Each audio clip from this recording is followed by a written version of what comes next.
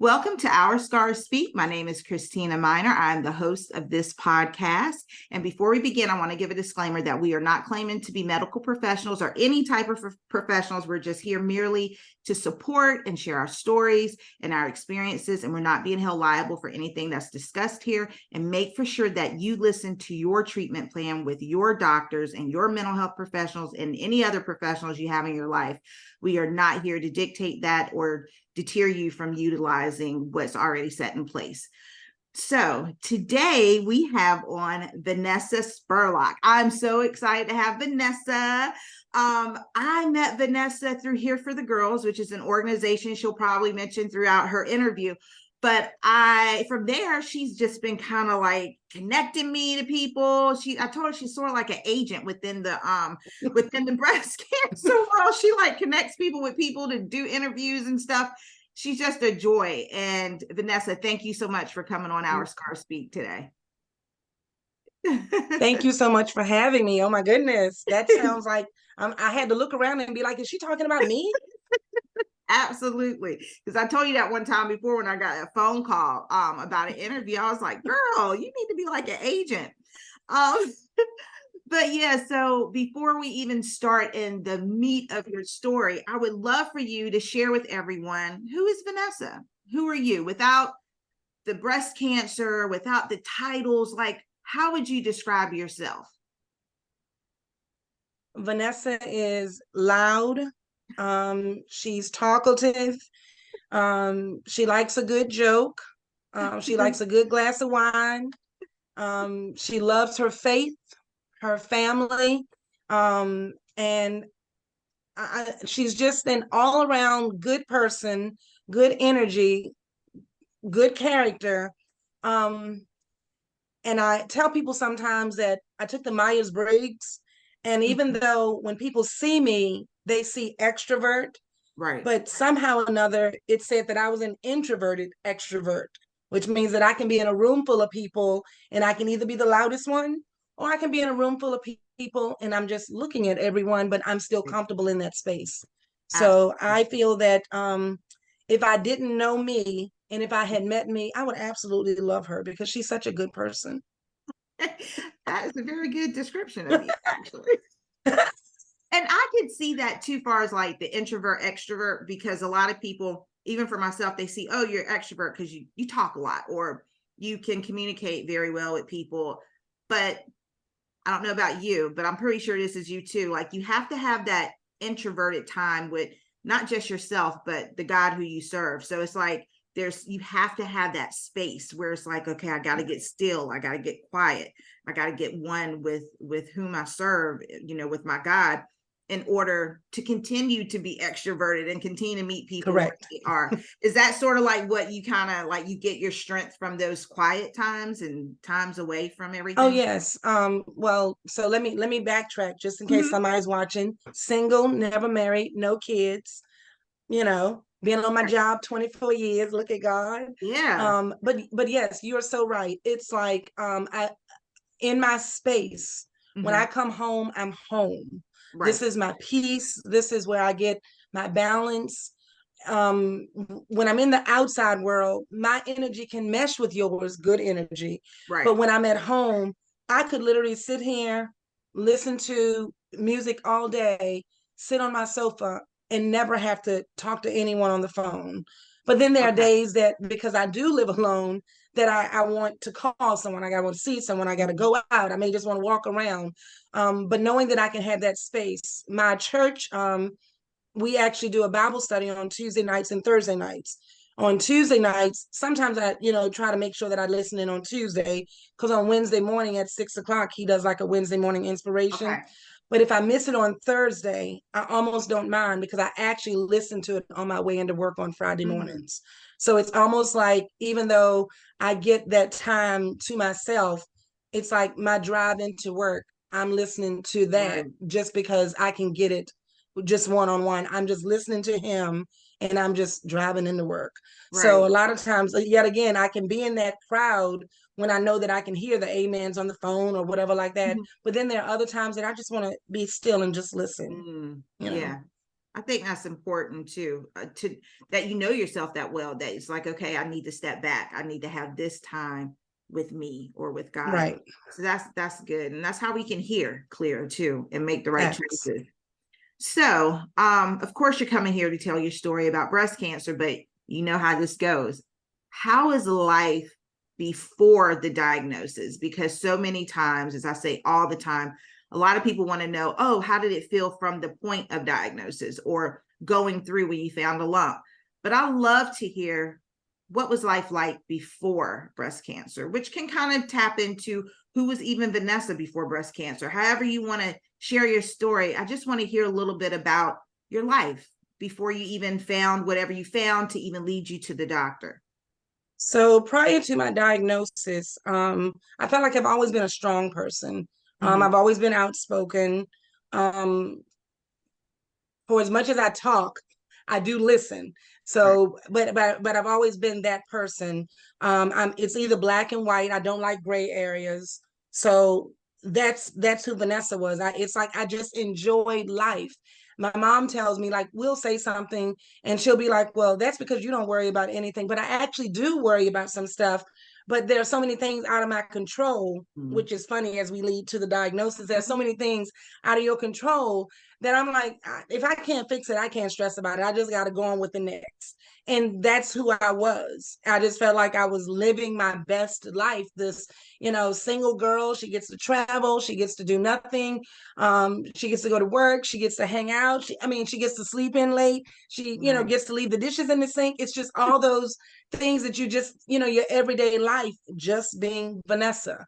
So when I use the term, I felt like I was living my best life, it's because I didn't have any, when I use the term personal cares, not like finances, health, just your everyday, but I just didn't have to think about anything, other than, caring for my family, making sure they're good, the normal stuff. But I don't consider that an extra. I consider that life.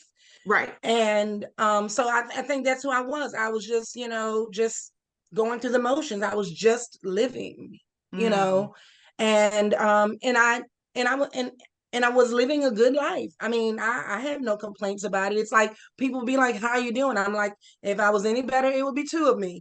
So so again, I felt like I was living life.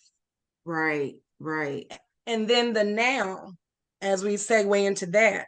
Yeah. So, okay. So you're living life like just to the fullest. So at that point, how old were you, if you don't mind me asking, right before you found out, well, whatever happened, but how old were you right before you found out you had breast cancer? I was 48, 47, going on 48. I was diagnosed September 25th, Right. 2017. Um, and I was either 47 or 48. I know that's funny that I forget because my birthday came in October, right as I was going through everything. Oh, wow. Wow. Exactly. The month I of know. all the pinkness. Yeah. Yeah. So I did know. Be you, like, yeah, my great niece, she'd be like, thank you, God. so did So, you but have a family history of breast cancer? like No. I've had cancer in my family, but Right. not like my immediate, like my mom or my dad or anybody, like my sisters, everybody's fine. Okay. And if I were to go backwards, and I remember the year distinctly, I had my gallbladder surgery back in 2014. Mhm. And I've always been a thick girl. But Right. it's like, a best friend and I, we were like, we were going to go on vacation and we were like, let's, get a few pounds off. So in a year, I lost like almost 60 pounds and like from 2014 to 2015. Still a thick girl, but I'm just saying I just lost Right. and I was, here we go, just feeling like I was in the best health of my life. I even joined the Y part-time and I was working there. A few hours after work, a couple of days during the week. I was actually like on the treadmill and running around the gym like 6 to 8 miles, just living life. So Wow. that was me. And I remember going to the doctor for my mammogram, Mhm. and it was on that Friday. And on that, Monday, the doctor called. They were like, did anyone call and tell you that you needed to come back in, for a follow-up? I'm like, no. And they were like, okay, well, yeah, we'll go ahead and set that up. I'm like, okay. They were like, well, of course, we're now going to go in to the ultrasound, whatever. And I was like, okay, not even thinking of it, because again, I'm in the best health of my life. I mean, it's now 2017, but I had kept, most of the weight off and, just living life. So you never And felt a lump or anything, and you did your self exams at home? I do. And, Okay. even when I found out where it was, I'm going to be honest with you, Christina, I don't know that I would have ever felt it. It Gotcha. was like behind my nipple. And I guess I'll say, I'm calling it in a pocket. The doctors would call it whatever they call it. But it's like, I literally it was on my right side. Even when I knew where it was, I felt like I had to really press down to feel where it was. So go get your mammograms, because Yeah, absolutely. I mean, again, mine was just a regular mammogram, and nothing about who I was would have said, oh yeah, she's walking around with a tumor, Right. So they call me and they're like, we're going to go in, for the ultrasound. And that was on that Monday. So that was on that Tuesday. Mm-hmm. And I go to the doctor and, I tell my mom, my sister, and they were like, well, you want me to go with you? I'm like, no, we good. So I go into the doctor's office and I tell the doctor, I'm like, when you look at that thing, nothing's going to be up there, right? He's like, all right, Miss Spurlock. So sure enough, he opens the chart up and, he does the face. And I'm like, and I'm laying down, boobs all out. And I was like, so what do you see? And he was like, well, we're gonna have to send it in. And what I was like, okay, look, I'm not good with gray areas. Right. You've done this before. I need you to tell me what you see. What would you tell your mom and daughter? Absolutely. What would you tell your mom and daughter what you see? He was like, well, if I was a betting man, I would say that it is a tumor, but we would have to do more. So I'm laying down on the bed, and my phone was like at the foot of the bed in the chair. I was like, can you pass me my phone? I need to call my sister. So I'm calling my sister Gail, and I'm laying there with the phone, like on, and I was like, Gail, they think I have breast cancer. She was like, what? I'm on speakerphone. She's like, what? I said, I know, right? She was like, yeah, they need to do something again. So Wow. the doctor was like, well, do you want me to go get her? I was like, well, no, she's at work. They were like, you came here by yourself? I said, well, I didn't expect you to tell me that you thought I might have breast cancer. Yeah, because you didn't have any forewarning on the phone. You just were told Yeah, to come just in, to right? a look, right. Right. So But they so see anyway, something on then the I had to go. mammogram. Yeah, so it was just a fluky mammogram. Now I'm in on Tuesday for an ultrasound, and Right. then Thursday I had to go back so they can do the chip and the biopsy and all of that. So went by that weekend. Yet again, Christina, true story. Never thought about it anymore. I remember it Right. so well because I used to direct one of the choirs at church, and we had our church anniversary. I mean, choir anniversary that weekend. Didn't think nothing of it until 3 o'clock that Monday, September the 25th. 2017. It's amazing how we can remember certain dates though. Right? Yeah. And yeah, and the doctor called and he was like, Miss Spurlock, and he was like, well, do you want to come in whichever way? I'm like, I'm not coming just for you to tell me yes or no. So he was like, I just want to let you know that we're so sorry to inform you that, it is malignant. It is breast cancer. It is a tumor. And of course, I love the tone of his voice, I mean, not that I wanted to hear that, but I could hear his compassion. Right. And he said, by all means, we can send you records if you want a second opinion, but normally we set you up with a team. And he said, if you want to, second opinion, just let us know. We can send whatever records you need to go anywhere else. I literally told him, I said, he was like, okay, you had breast cancer. I'm like, okay, so what now? Mhm. And within seconds, Dr. Wilson called me. Like it was like I hung the phone up.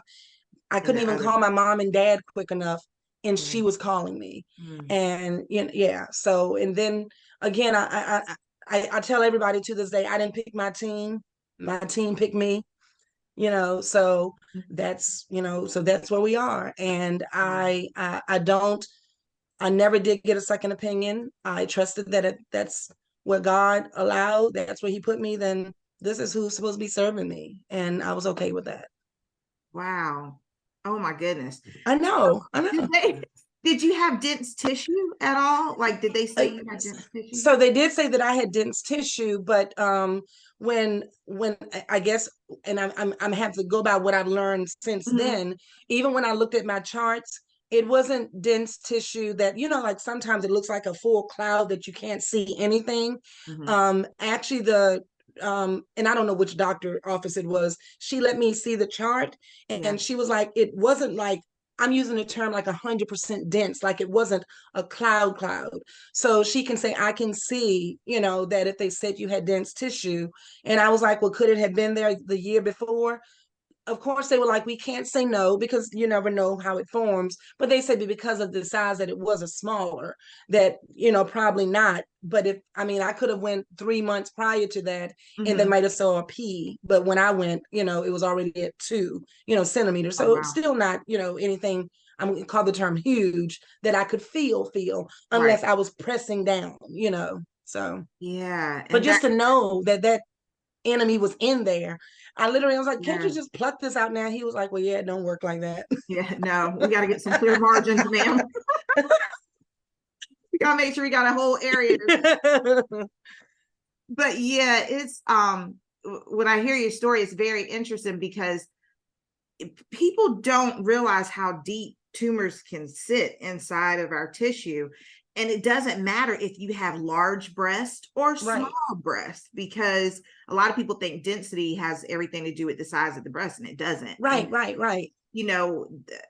far as size wise, yeah, we could have more tissue, and a little pea could be sitting right in between, I don't Exactly. know, all of our tissue, and like what happened to you, and you can't feel it because you're not going deep enough. And and when we do the self exams, they do say go in firm, but truthfully, a lot of times we go down, but we don't. Yeah, you're like but you have to really go and try to you hit do that rib bone, like to be able to feel in there. But yeah, wow. So what was your next step when it came to making your decision about what you were going to do for treatment? How did that go with your doctors? So when I spoke with Dr. Wilson, and let me just say, she's absolutely amazing, Dr. Misty Wilson. When I spoke with her, it was like I was sitting here talking to you. That's just how I talked to her. And she was like, so what we're seeing is this. And she said, and this is what your treatment can be. This is what we can do. And I wish I had a piece of paper, but my sister was with me that day because I had went to my other appointment by myself too. And Dr. Wilson wrote on a piece of paper, she was like, I'm putting down 1, 2, 3, and 4. She said, what we see is this. But if we go in, she said, I like to ask people, what are your options? Like, give me your 1, 2, 3s, and 4s. Because she said, I don't want to put you on the operating table no more than what I have to. Absolutely. So I want your decision to be your decision now so that we can do whatever while we're there, if we can. So when she was like, your option 1, 2, 3, 4 is this. She said, but if I go in and we see more, or we see that it's in your lymph nodes, or we see that it's, bigger than what it was when we did your test, she was like, you can take 1 and 2 off the table because I may not be able to do, we can't do that now, for life saving, you know what I'm saying? And I didn't want to hear that, but I love that she was so straightforward with it because it was no guessing in that game. So I was diagnosed with 2.5 centimeter right side. I would say probably right behind the nipple, but that's because that's where I was pressing. And I chose to do a lumpectomy. My diagnosis was grade 1, stage 2B, because it was above 2 centimeters. So it was a B. And I was ER, PR positive, HER2 negative, with no lymph nodes affected. Oh, good. So I did a right lumpectomy, and then I had 20 sessions of radiation with 3 boosts. And that was my treatment my surgery was October the 19th, and my radiation was November the 29th through December the 27th, whatever the day was after Christmas, or 2 days after Christmas. And then I did my follow-up not until February, because January, I guess they just wanted to allow for my body to heal, wanted to go back in for some more tests. And then I was put on tamoxifen in February of 2018. So I took that from February of 2018 up until February 2019. And because I was already then in postmenopause, they switched it to letrozole. So now I still currently take letrozole. Now I did take that the BRCA test. Yeah. And I did not have to carry the BRCA gene. And after 5 years, my medical oncologist, Dr. Kumar Abhishek, he was able to send in like my testing. And it's like they go back and retest your genetic from when you did that to see if you need to continue your 5, 7, 10-year medicine. And on my sheet, it actually says that I can probably stop mine now. But he was like, that's your choice, because he said, I know some people feel a safeguard in knowing that it still may be it's like a hormone blocker. So I continue to take it because that's my sanity. Right. So, but I mean, I know quite a few people that, because what's the word I want to use? I wish I had a bottle in here to show you. The medicine side effects, you could gain weight, anxiety, depression, all of those things. Right. But for me, I was like, God, I need this bottle to do exactly what it's supposed to do, because I'm not trying to take any other medicine. So I had someone to ask me one time, like, what do you take for your calm because of your energy? I was like, girl, I take my Jesus pill every morning, and that's exactly what it does. So it's like whatever is in that bottle for letrozole, that's what I'm taking.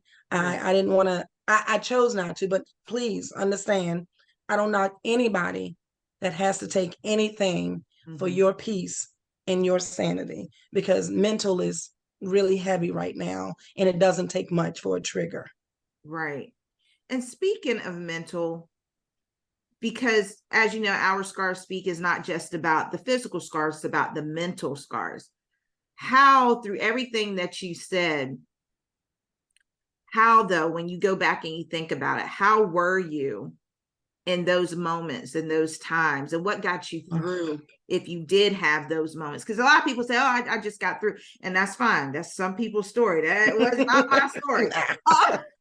I had Jesus, but I also had some depression going on, and I had real moments, because we're people. And no matter what we lean on, whether it's God, whether it's meditation, Buddha, whatever their choices are, we still can have real raw emotion. And we also can have triggers that every time we go to the doctor or so. Can you explain, like, during, and even now, if you have some, still deal with certain things, can you explain that mental piece? Because I heard you just clearly talk about it, dealing with the medicine, but as we know, outside of the medicine, there's also the reality of life in those moments. Can you kind of explain some, if you don't mind? Definitely. Like what you confronted? So the day that I was diagnosed, I, called my family, a couple of friends, and even to this day, I call them my C squad, because for a whole year, I didn't share this with a lot of people. Right. Actually, Here for the Girls knew that I was diagnosed before some people at my church. And wow. I don't feel like, I am open, but we'll get into that later. But it was just so much. It's like when I came home, I was by myself. When I'm driving in my vehicle, I'm by myself.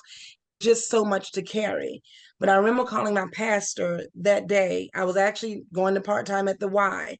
And I called Pastor Campbell, and I was like, I just want to call and let you know that I was just diagnosed with breast cancer. I'm sitting in the parking lot at my school.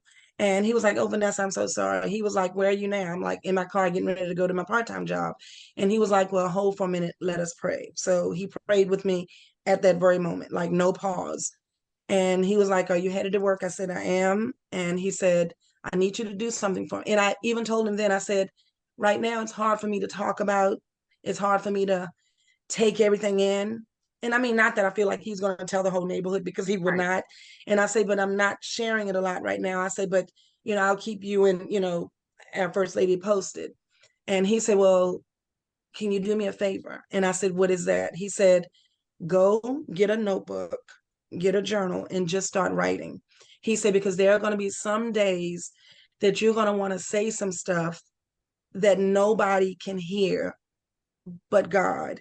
There are going to be some days that you want to write down some stuff because you're angry, you're mad, you're sad. You don't even know how to express yourself. He said, so whatever you feel, write that down. And he said, and I promise you, if that's going to be your only outlet, when your mama don't hear it or your sister don't hear it. He said, you're going to need that. So I did bring this. So I went to the store and I bought this book, and this is my journal. And the front page says Vanessa Spurlock. I don't know if you can see that. And it says, this was even before I did anything. This book I got on September the 26th because I had to go to work. And it says, I survived. Even before I even stepped foot anywhere, it said, I survived. So every day I had friends that would call me. These are my notes. Wow. I wrote in here every day. Wow. And just whatever I was feeling. And then I had like a couple of my friends, Karen, Sharon, they would send me messages, just, cute little, scripture things or supportive things. And I would tape them in the book because I'm like, I'm going to need that again. Yeah. And then I would just write. I could be looking at Law and Order. And if something popped in my head just to say, thank you, God, why me? I'm mad, I'm upset. I would just write it down because I can't call somebody every time I'm feeling something. Right. And for all of the times that I'm always somebody else's support, I had people that was like, Vanessa, we can be shoulders too. I'm like, yeah, but I'm not used to being weak.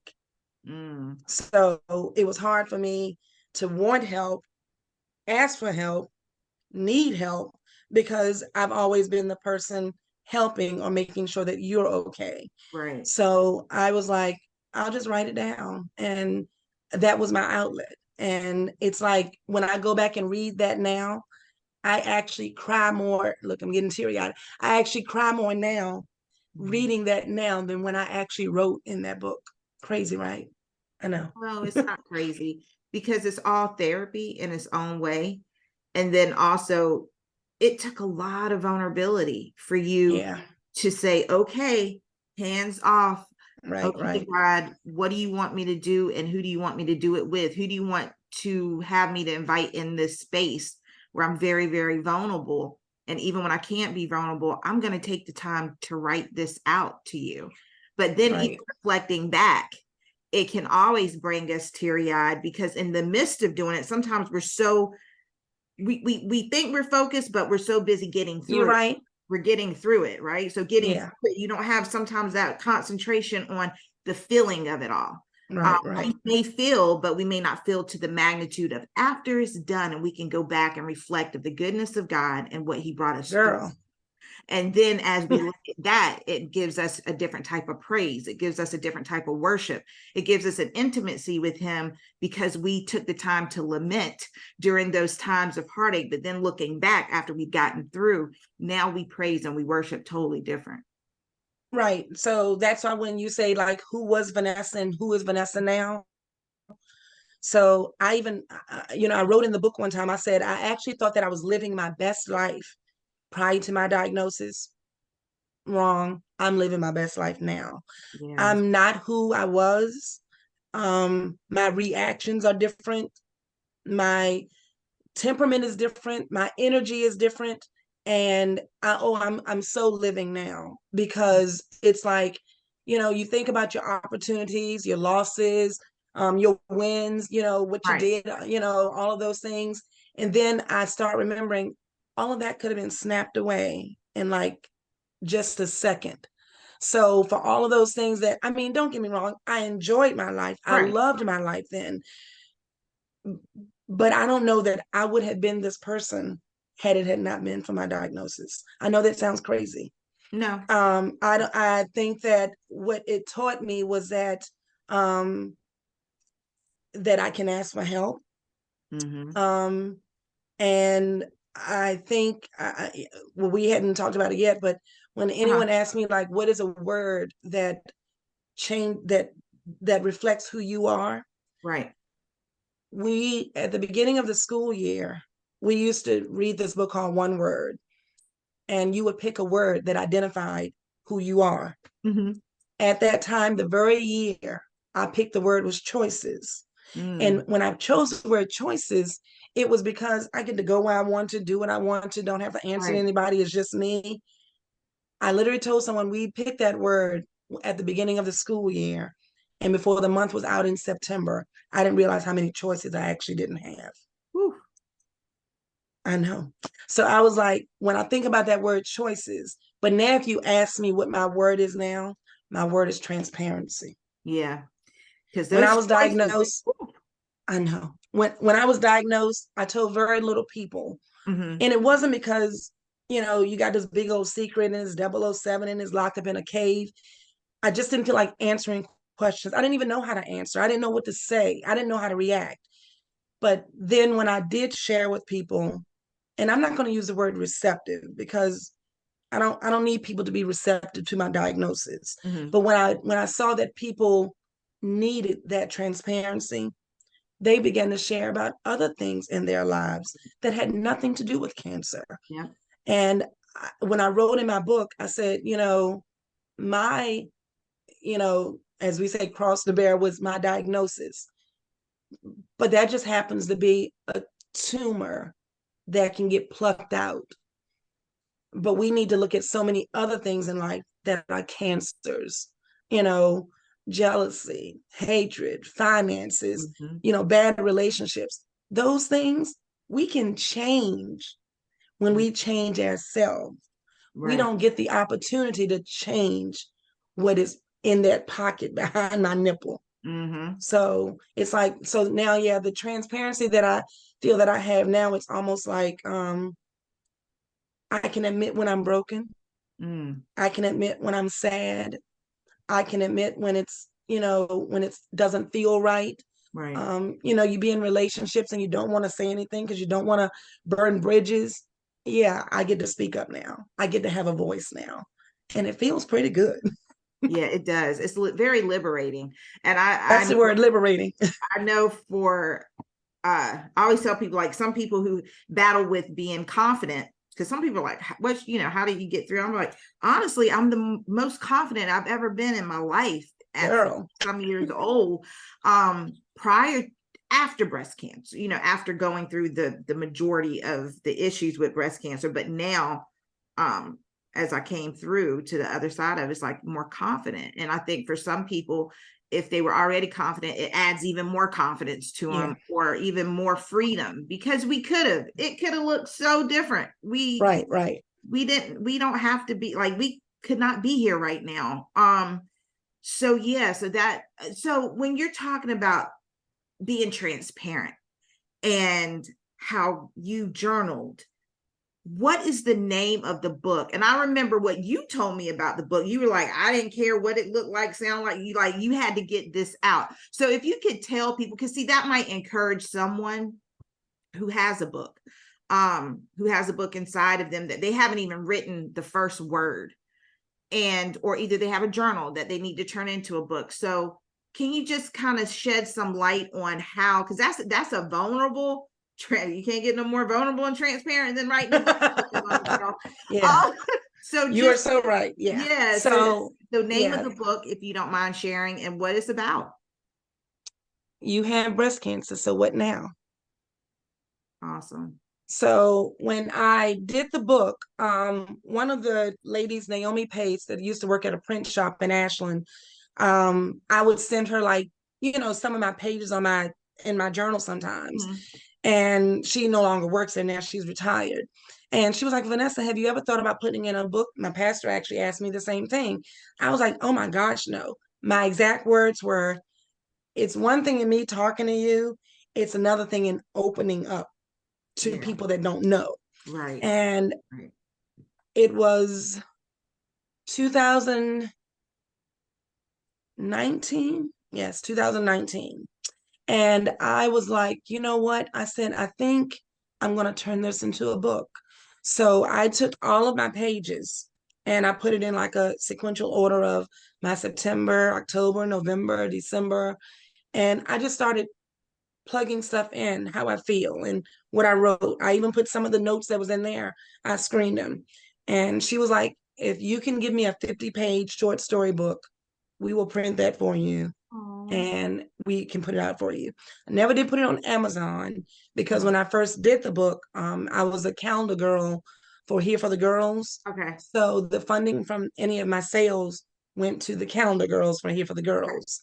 But now that I'm no longer calendar girl, any funding that I receive from it goes to making strides for breast cancer. So I always don't make any donations to that. So I never keep any of the money from any of the printed books. Okay. I drop some off at my oncologist's office and things like that, just so that if they're sitting in there, they, may want to read it. To this day, I don't know that my mom has ever read the full book, but when I talked to my dad, I remember giving it to them in 2019. I gave them the book 2 days before Christmas. I stopped by their house and I was like, I got something for you. And they were like, okay, because we don't do Christmas gifts. So when I picked it up and I handed each one of them a book, and they were like, what is this? I was like, I turned my journal into a book, and they both just stared at me. So my mom was just like, okay. So a couple of days later, I talked to my dad and I was like, did y'all read my book yet? And my dad was like, he said, I did. He said, actually, I read the whole book that night. And then he was like, and I won't lie, I shed a few tears too. I told him, I said, I won't lie, I did too. And then he said, yet again, I see my dad every day. But then he made the comment, he was like, I had no idea that you went through feeling how you felt the whole time until I read your book. And he actually said, because you never showed it. And I told him, that's because I was trying to protect them. Right. And he was like, don't worry about us. We need to make sure that you're okay. Right. So that's when I knew then that, in my book, I wrote that it was when, Job prayed for others when he himself was healed. So in my mind, whatever I could do to heal others, not physically, but mentally, emotionally enough in my transparency, then I've done what I'm supposed to do. Because I'm trying to put it in the right words. When people don't see you, they just see she looks good. And, we always use a joke, be like, oh, but you're good now. The cancer gone, right? You're good now. You're right. That's what they see. Yeah. They actually want to see you good. But when you actually tell them, this looks good, but on the inside, I'm chewing gum balled up in aluminum foil on some days, and you can't pull it out. Right. So when they hear those pieces, I may not want to hear that they are dealing with things, but I've opened myself up to allow them to see that this isn't always perfect. Right. This isn't always healed. Some days this is broken. Yeah. And in my brokenness, I don't know, when I share that with others, I'm hoping I can make them feel better. Right. And that makes me feel better. When I'm listening to you talk, I'm hearing, number one, you were supported a lot by your family. Oh, yes. By different organizations. And so could you shed, because now you're supporting people and you do very well at it. Could you explain a little bit of when did you know that it was like, well, obviously you knew when you're on table, you needed support because you call your sister, but when did you know, okay, I'm gonna have to go, regardless if it's Here for the Girls or some other organization or just you and your friends collectively. When did you know, okay, I got to get some people in my life that have walked this out before? When did you know that? Did it take a while for you to say, you know what, I need to reach out to a support group or some people who've had my diagnosis? So what ended up happening was when I had finished all of my treatment in December and I was going to my other appointment in February, I called my mom and my sister and I was like, I went online and I said, I see that they're having a support group at Bon Secures for cancer survivors. And I messaged Frida Wilkins and she was like, yeah, we do our meetings, whatever. So I was like, I think I'm just going to go. And of course, my sister was like, are you okay? I said, yeah. I said, I just need to see what my exact words. I just need to see what people do after. That's when I was like, okay. So this was after you went through treatment. Yeah, right. So, well, that was after. So that's how I ended up meeting Here for the Girls. But I do have to backtrack. So I'm so sorry. No, you're September, when I was diagnosed, you Google everything. Either fine. you're Girl, going to die yes. the next day or you're They going to live to be 100. they tell us not to, and then they give you sites to go to, and it's like these still terrible, scaring the crap out of me. So I remember typing in, breast cancer, then when I knew by my surgery, whatever, like that, Uh-huh. lumpectomy, whatever, my diagnosis. And it was just the breast cancer org site came up. And on that site, I'm letting people know in case they haven't been on there, you can actually go and ask questions. And there are people on there that are actually Oh talking yeah. with blogs that are in the same situation you Uh-huh. are. So I met up with these ladies. I call them my around the world girls because they literally are from around the world: Louisiana, California, Kansas. I think one's in Sweden or Switzerland or Oh somewhere like wow. that. Literally around the world girls. Chicago. And we were all going through our diagnosis at the same time. It was about 30 of us. And we would talk every day about the craziest things, like what cream do you use? What did you do in radiation today? How was your chemo today? How's your hair? I did radiation, not chemo. I'm like, I don't have hair under my arms anymore. I mean, it was just the craziest conversations we would have. And never met them a day in my life. All of 2000, the rest of 2017, 18, and one day, but we were just talking. But by that time, everybody was finished with treatment. We Right. had one lady that was then re-diagnosed, and we were like, so do we just stop talking now? Like, what happens now? Right. And they were like, oh no, we have to meet. So in 2019, Oh, nice. yes, we all met, about 20 of us, in Chicago. And to this day, they call my Pink Sisters. To this day, we still talk. I even sent, I don't know whether they're watching now. If you are, hey girls. But I sent them this link this morning. And yeah, they they were my support, not physical. Right. So moving to Bon Secours, that's when I was like, well, let me go see what people talk about in person. What do they Right. do? How do they feel? Is there a group for this or what? But when I went that night, which is so funny now, Frida was there. She was like, I'm so sorry. We have a lot of seniors that are in the meetings, and that meeting was either during the day or they switched the night. So it was nobody but me and Frida. So I talked to Frida for a while. She was like, but let me, send your information to our nurse navigator. Uh-huh. And I think like a week later, I was contacted by Here for the Girls. So that was February. Mm-hmm. I went to a meeting to Here for the Girls in March. And I tell people now, I vacationed with 100 strangers in April Oh because yeah. I went to the first retreat that April. So it was Wow. just so crazy. I was like, they always tell you, don't get picked up by strangers. So in like 2 months, I vacationed with 100 strangers. So that's how I became part of Here for the Girls. Okay. And then from there, you had other relationships that blossomed out Oh of. yes, definitely. It's like, and Here for the Girls, it's like it was like a stepping stone. I became like the new baboober. When someone first is diagnosed, they would reach out to us in reference to contact. Just wanted somebody to talk to, share with. I guess I'll say at one of those moments there, it almost let me know that I haven't passed a hump, but I was in a place that, because my life was at a different piece, Right. that I could bring somebody in with the energy of, girl, we got this. Right. So I became a new boober. And then I was a calendar girl, Mm-hmm. 2020, Miss September. And then you see her up there. There she go. Yeah. Miss September. And then Shannon Beasley and we were facilitators for 40 women in Richmond. The number sounds great because we love them all. It's just awful that we had that many people that actually needed that support. Like, we want just Yeah. 2 people. Yeah.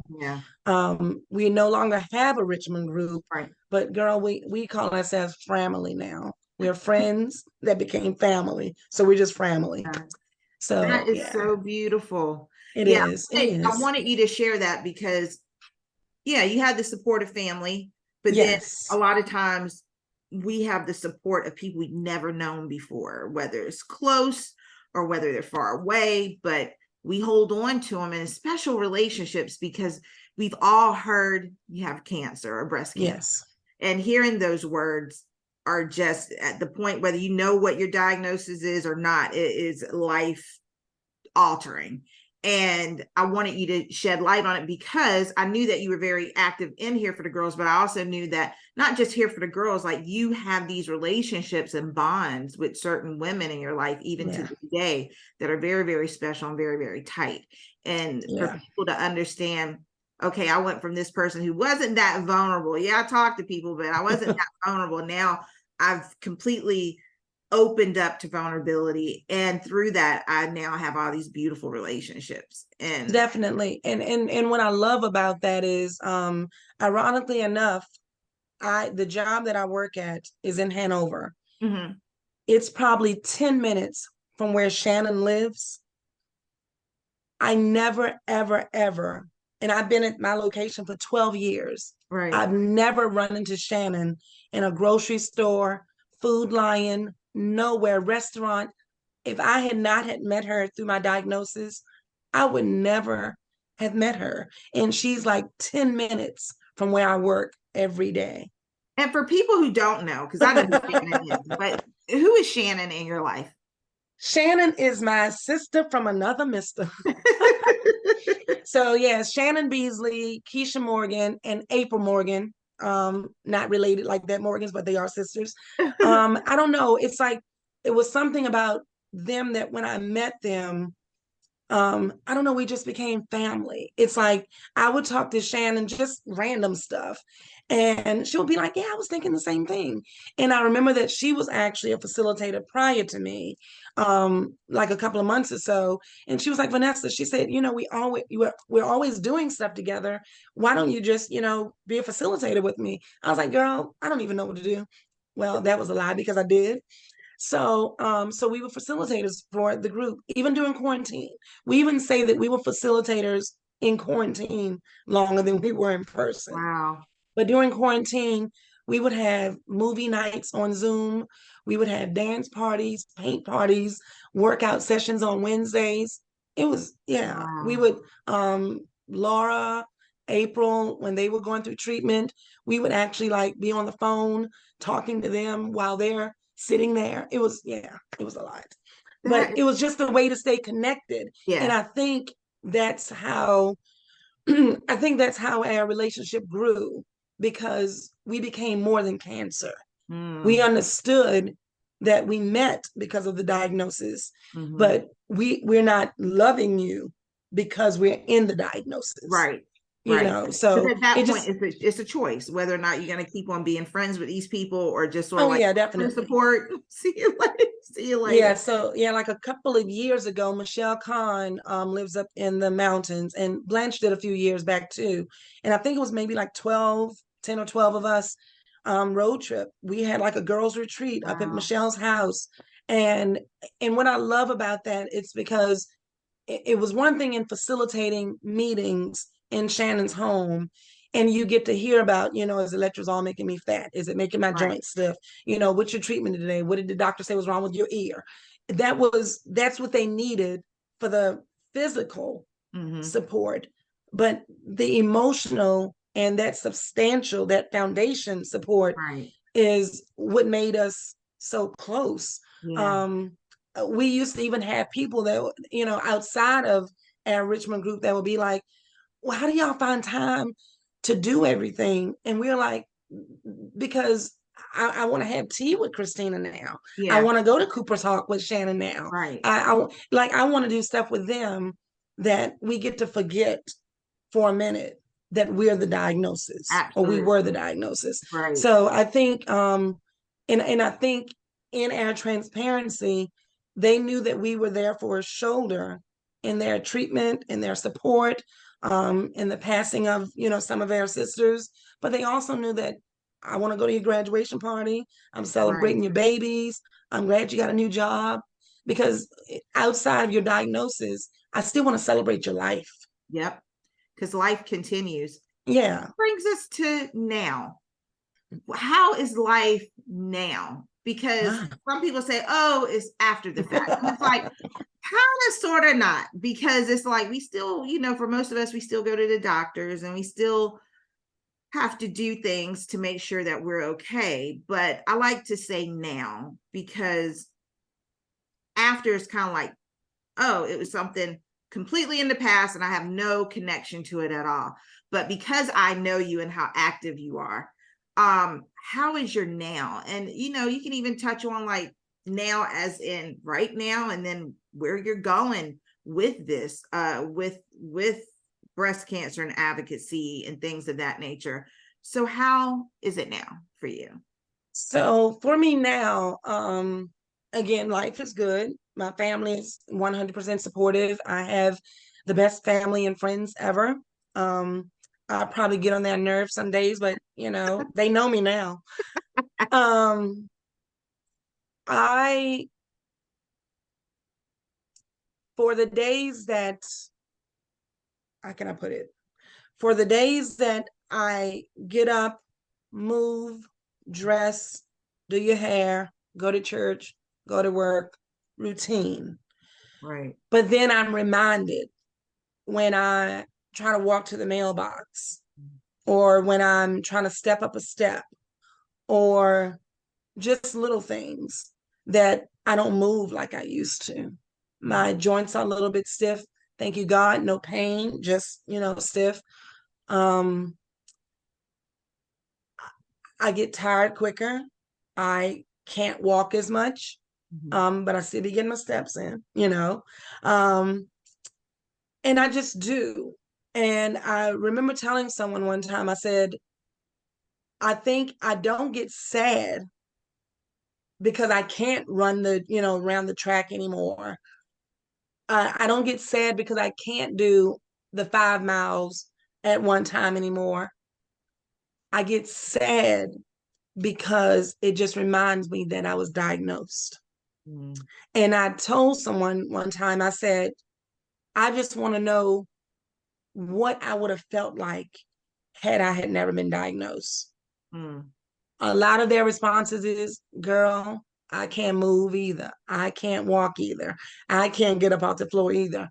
But you know what I tell them? But that's your natural body. Right. Mine has been transformed into something else. So, but then I have to kick that back and say, Vanessa, put your big girl panties on.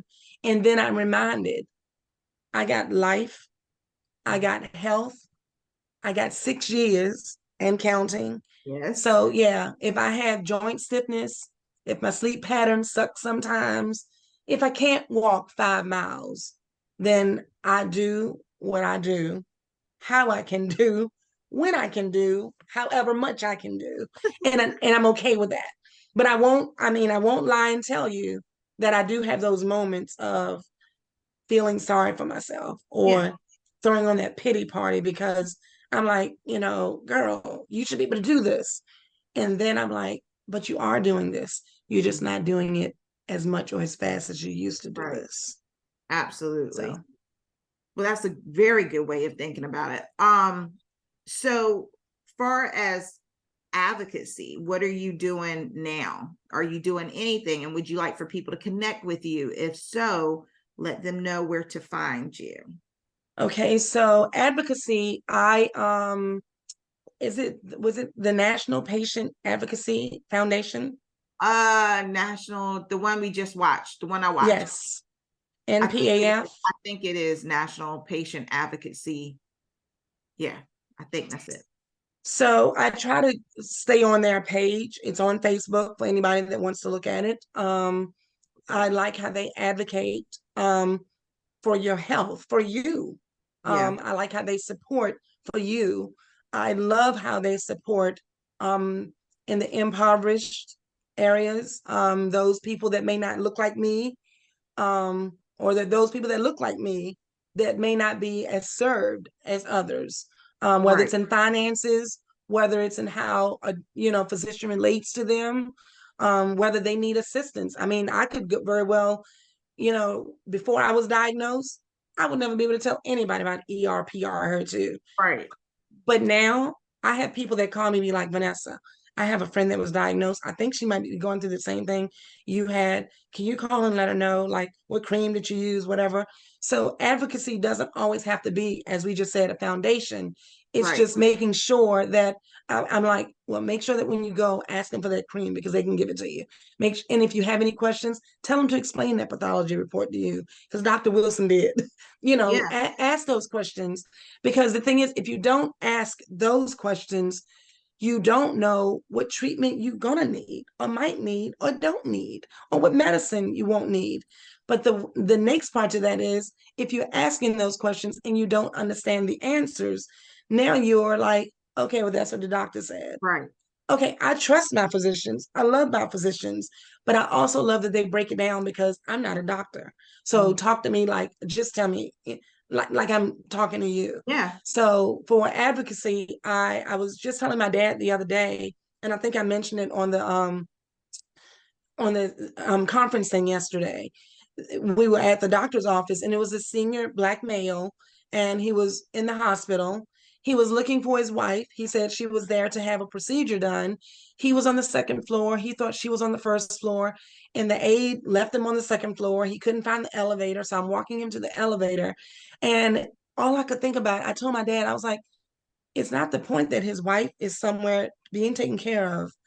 He doesn't know where he's going. He Right. doesn't know what the doctor's doing, and nobody is talking to him to let him know because he's not with his wife right now. So, yeah, just those things. It's like I need, I'm saying I need in a world where I'm I'm retired and I would, I can be afforded to do it.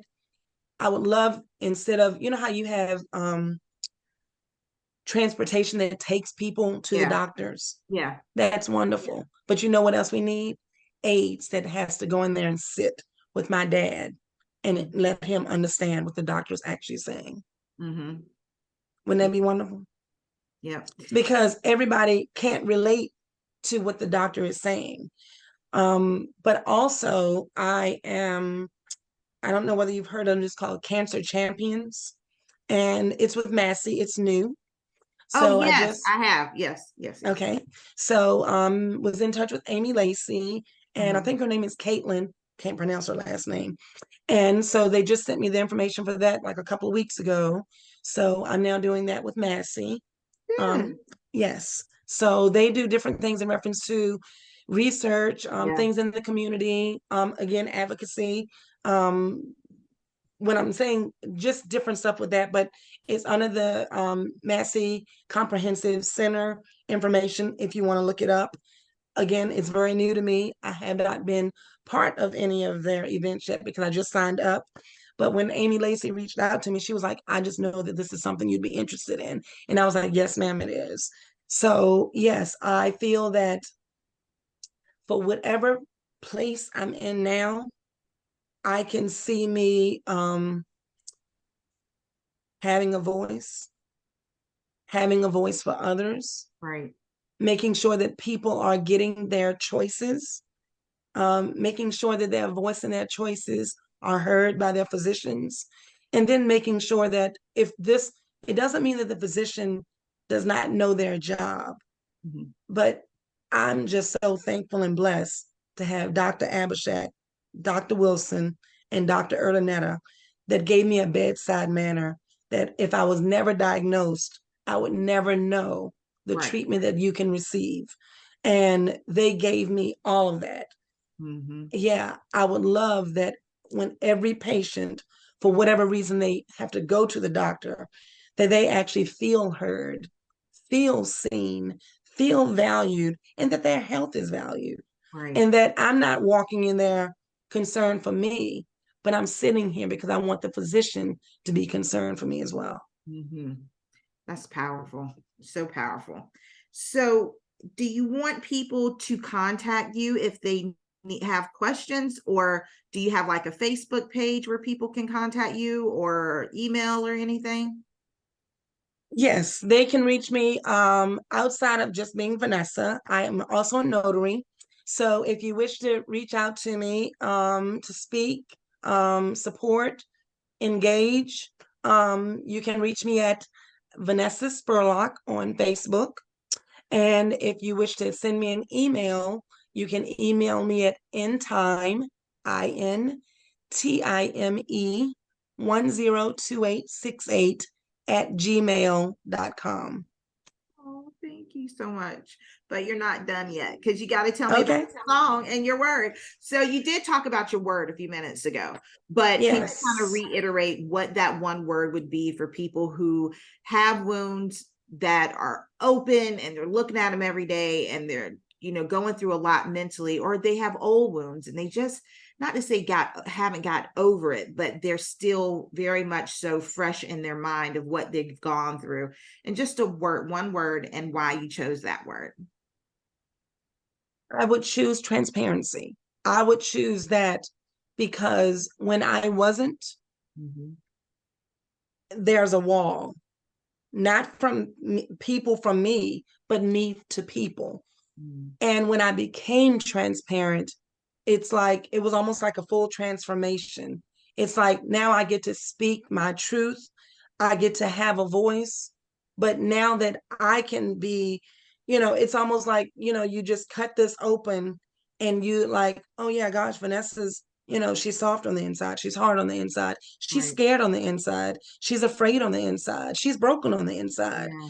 So when someone gets to see that, when someone sees you so stoic and strong all the time, they almost want to feel like they have to be that way around you. But when someone sees that you can also be that, broken doll, then you know what they're saying. Oh my gosh, she's not perfect. Right. Oh my gosh, I can actually go to her because I see her. She's me. Yeah. And I want people to see that. I want people to see that even on my strongest days. I mean, I thank God. I thank God for the strength that he gives me.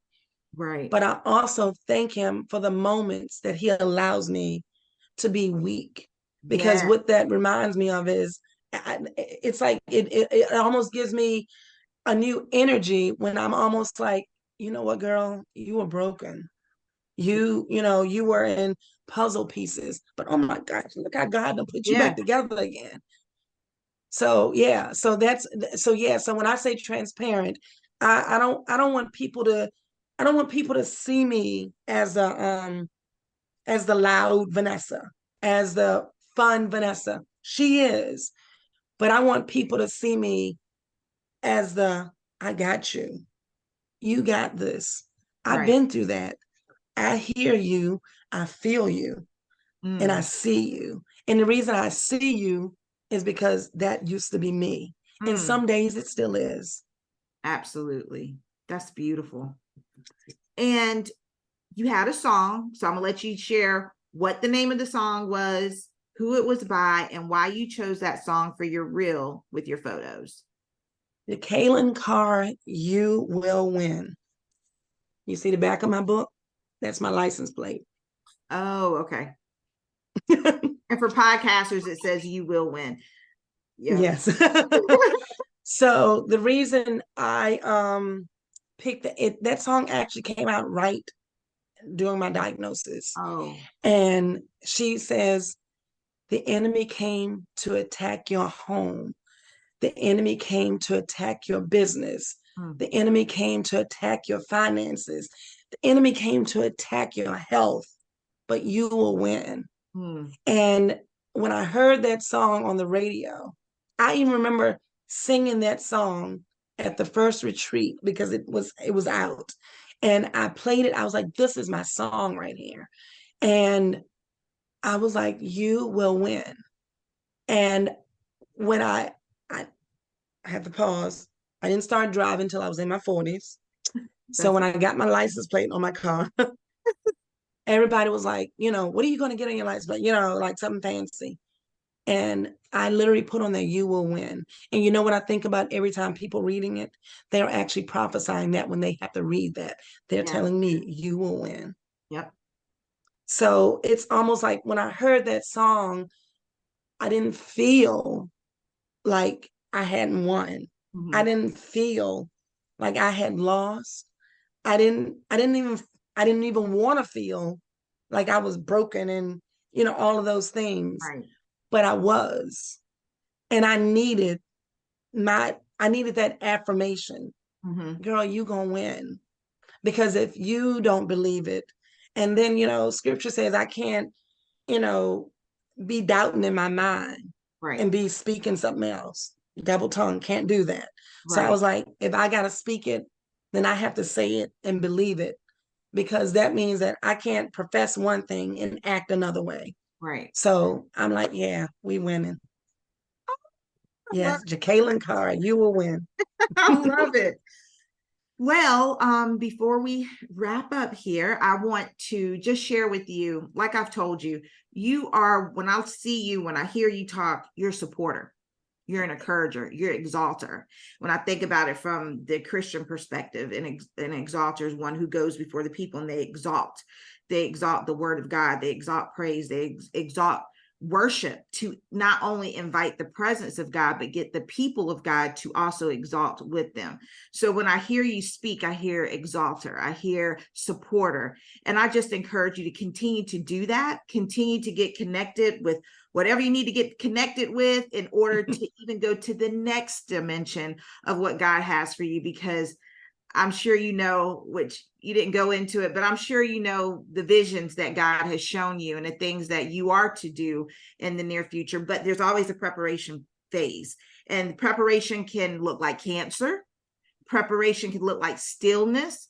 Preparation can look like being attached to certain organizations or certain groups or certain entities to help us prepare for where we're ultimately supposed to be. And there's nothing wrong with that.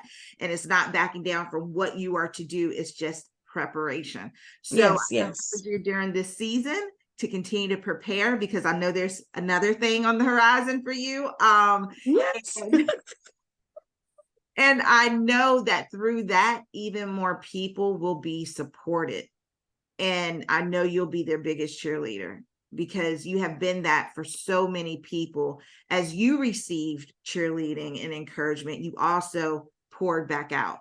And through your preparation and through your trials and tribulations, it's brought you to a place of vulnerability and a place of transparency, like you stated, where you're Right. able to share. And people don't understand that when we share, the more we share things, the more healing also can come to us. Because like you said, we're not 100%. bottling it in so tightly. But at the same time, some people just aren't ready. And I love the fact that you also truly work with people and very patient with people, even in those moments. So I just thank you for coming on, and I just encourage you to continue to keep on keeping on, because that's what you're doing. And I Thank love you. it. And I just love how you just bring people and you gather people and you support them. And then, you're like, okay, go do this, go do that. And I got this connection for you. And you just be linking people together. And I just absolutely love it. And just continue to speak. And I think for me, I know that I'm a whole lot of personality. I do know that. But what I also love is, I mean, and let me go back to you as well. I mean, you don't have to have us here. Let me just use this term. This could be about Christina. You know what I'm saying? But I love the fact that you're in a space, that God has allowed you to be in a space to even do this for us and with us, because there are a lot of people out there that will be like, this is for me, about me, I'm doing it for me.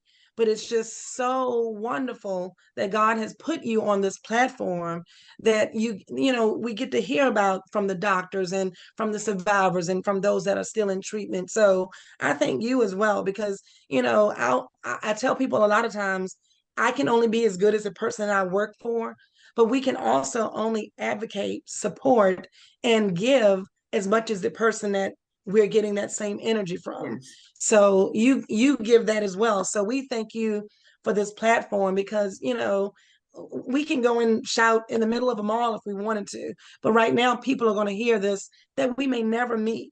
But Yes. he's allowed for you to be in this place. So thank you. I appreciate it. I appreciate it. It's not always easy, but my thing is, first of all, my story is not my own. And I believe that for all of us, that our stories are not our own. If we are able to be alive and to open our mouth, share. Right. As much as we can. So without further ado, this will wrap up another episode of Our Scars Speak. And for those of you who are listening, remember that your mental and your physical scars speak a story. When you're supposed to share, we have no clue, but we encourage you to do so because your scars that are mental and physical can help another person with their wounds so that they're able to heal. So thank you so much for watching or listening, and we will see you back next week. And we love you. Bye. Bye.